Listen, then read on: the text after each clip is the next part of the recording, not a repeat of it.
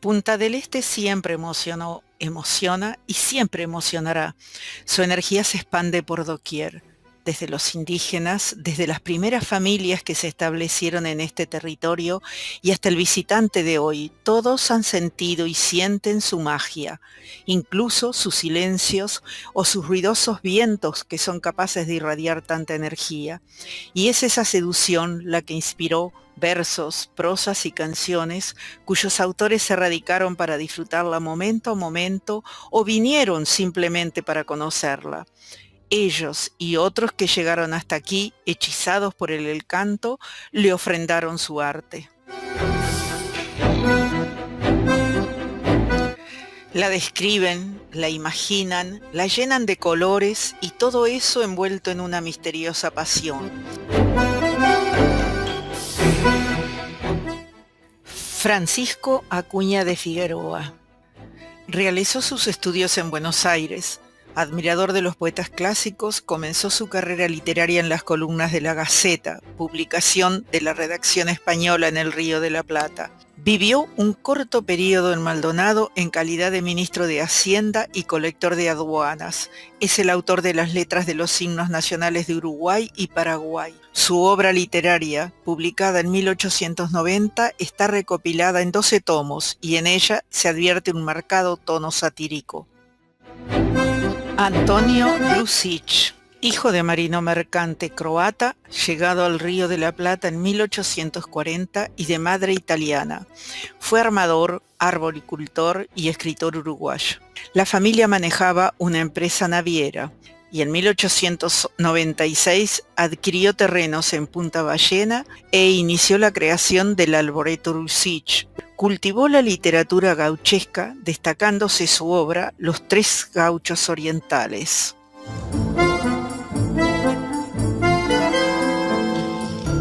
Niceto Loizaga, médico, navegante y docente, director del Hospital Muniz de la capital argentina. Realizó estudios científicos sobre enfermedades infecciosas y la poliomielitis.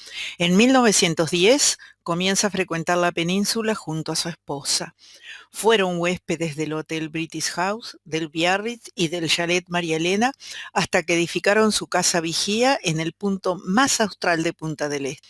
Amantes del yachting y propietarios de barcos, intervinieron en numerosas regatas. Fue cofundador y primer comodoro del Yacht Club de Punta del Este. El doctor Loizaga atendía gratuitamente a los vecinos de la zona, faeneros, pescadores, a sus familias. En el Torreón del Vigía, con el mar por testigo, compuso versos, cuentos gauchescos y salomas. Cumpliendo con su voluntad, sus cenizas fueron arrojadas al océano frente a su casa de Punta del Este. Humberto Pereira nació en Maldonado en 1923. En 1952 se casó con María del Carmen Pou y de ese matrimonio nacieron 4 hijos. Tenía cerca de 7 años cuando fue invitado por don Juan Golero a acompañar la excursión de pesca con algunos amigos. Fue a la Facultad de Derecho y luego estudió profesorado de Historia. La naturaleza y la gente del entorno conformaron su inspiración. Dijo su esposa, Humberto siempre quiso escribir y a los 60 años, al jubilarse, se atornilló al sillón del escritorio.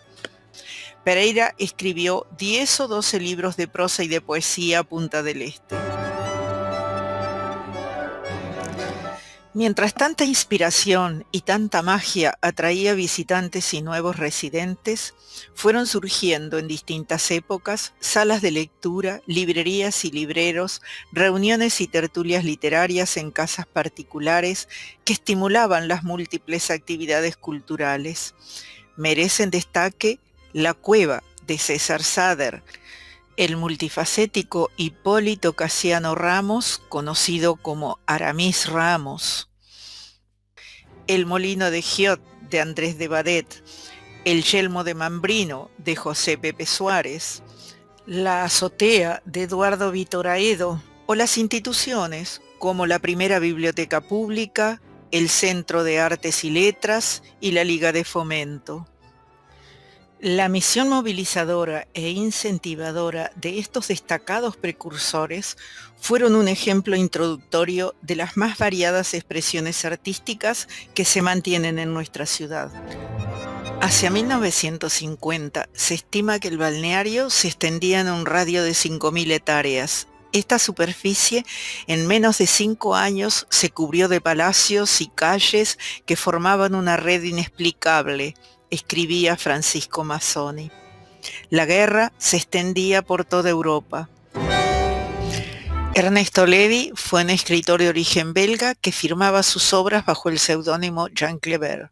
Llegó a Maldonado en 1945. Su emprendimiento en el barrio Lido de 11.000 metros cuadrados abarcó su residencia Le Caravelle y el parque japonés Jean Kleber.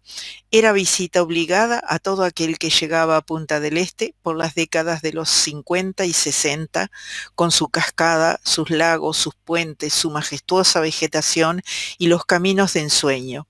Un jardín con historia propia que fue inspiración de versos e historias escritos en francés.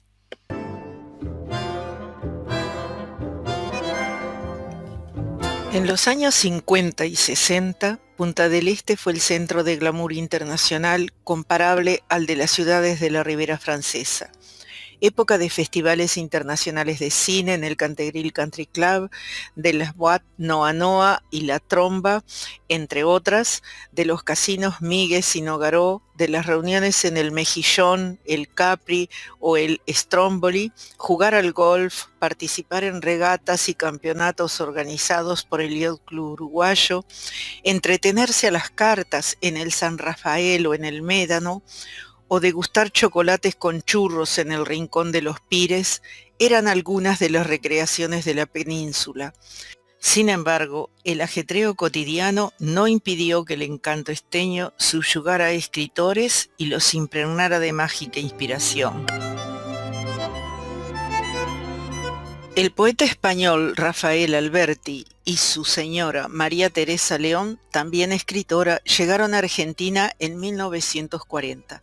Ninguno de los dos imaginó que su exilio se prolongaría por casi 4 décadas y que el reencuentro con España recién se concretaría en 1977. En Argentina nació Haitiana. Siendo muy pequeña, el matrimonio visitó por primera vez Uruguay. Fue un amor a primera vista y como tal duró para siempre. Durante 20 años el escritor disfrutó de su casa en Punta del Este, sitio que como él mismo definió fue su hogar en el exilio. Alberti se reencontró en Punta del Este con el paisaje de Puerto de Santa María donde nació y donde murió.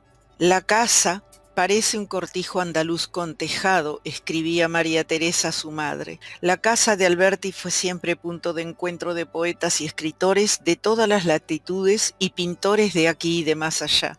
En 1997, después de casi 40 años de ausencia, regresé a Punta del Este y allí estaba la Gallarda, perfecta en su blancura, como si jamás la hubiésemos abandonado en el remotísimo 1953, escribió Haitiana. En 1979 se publicaron sus Poemas de Punta del Este, escritos entre 1945 y 1956. Neftalí Ricardo Reyes, conocido bajo el seudónimo Pablo Neruda, nació en 1904 en Chile. A los 17 años publicó su primer poema y en 1946 legalizó el seudónimo Pablo Neruda. En 1926 emprendió la carrera consular, donde se relacionó con la llamada generación del 27. Recibió el Premio Nobel de Literatura en 1971. Se exilió en Argentina, México, la URSS y en los países del este. A finales de 1952 comenzó la primera estadía del escritor en nuestro país, donde conoció a Matilde Urrutia, su tercera esposa. Ese mismo año se publicó el libro Los versos del capitán, dedicado secretamente a Matilde y uno de los más apasionados del poeta. Pablo Neruda, mantuvo una relación muy estrecha con Uruguay. Atlántida, el balneario uruguayo que incorporó al universo poético de Neruda bajo la forma de un anagrama. En sus versos la nombra como Datitla. Disertó por el Centro de Artes y Letras de Punta del Este. Cuando visitaba Punta del Este, se hospedaba en la azotea de Aedo. Para Neruda, Aedo era él mismo un constructor de puentes, y el poeta chileno le dedicó el poema Al puente curvo de la Barra. El escritor Adolfo Bioy Casares, como muchos intelectuales, políticos y aristócratas argentinos, vivió el gobierno de Perón como una dictadura y encontró en Punta del Este el lugar ideal para escribir y vivir gran parte de esos años. Fue un enamorado del Uruguay, al que definía, en comparación con Argentina, como la cara amable de una misma cosa. Aludía a nuestro país como la otra banda. Se afincó en un chalet que su padre había construido en 1945 en la urbanización del Cantegril Country Club. En 1952, Bioy, ya casado con Silvina Ocampo, conoció en Punta del Este a una francesa. Se enamoraron y vivieron una apasionada historia en la casa del barrio Cantegril. Bioy continuó frecuentando Punta del Este hasta el verano de 1997. En esos últimos años se instaló en el edificio Vanguardia, que lo tuvo entre sus primeros propietarios y donde contemplaba la puesta del sol sobre la Mansa. A los 82 años confesó: fui feliz en Punta del Este y siempre que volví experimenté esa felicidad, aunque no estuviera ya el amor.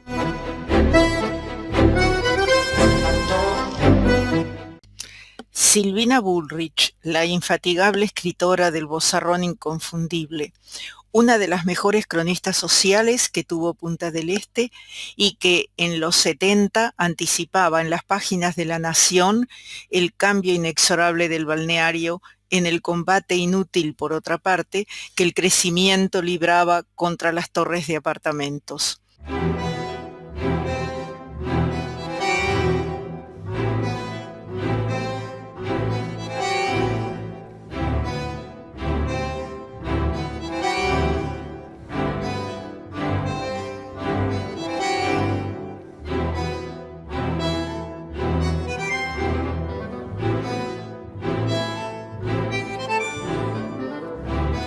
Silvina siempre trabajaba mucho en Punta del Este, siempre estaba haciendo algo, parecía no detenerse nunca. Dejó su huella.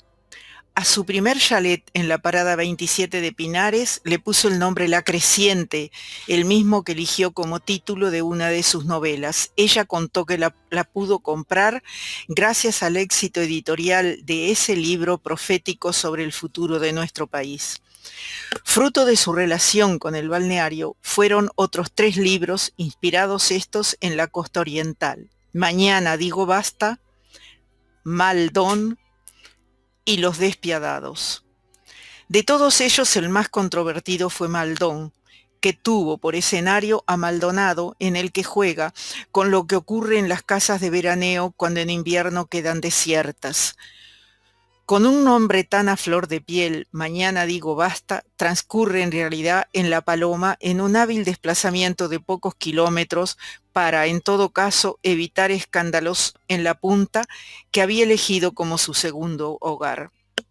Cuenta allí la historia de una mujer madura, porteña, tan harta y cansada que quiere plantarlo todo para vivir el sueño de residir en una casa perdida junto al mar y olvidarse. Faltarán varios, pero esa magia nos guiará para descubrirlos en una biblioteca, en una charla de amigos o en algún bien merecido homenaje.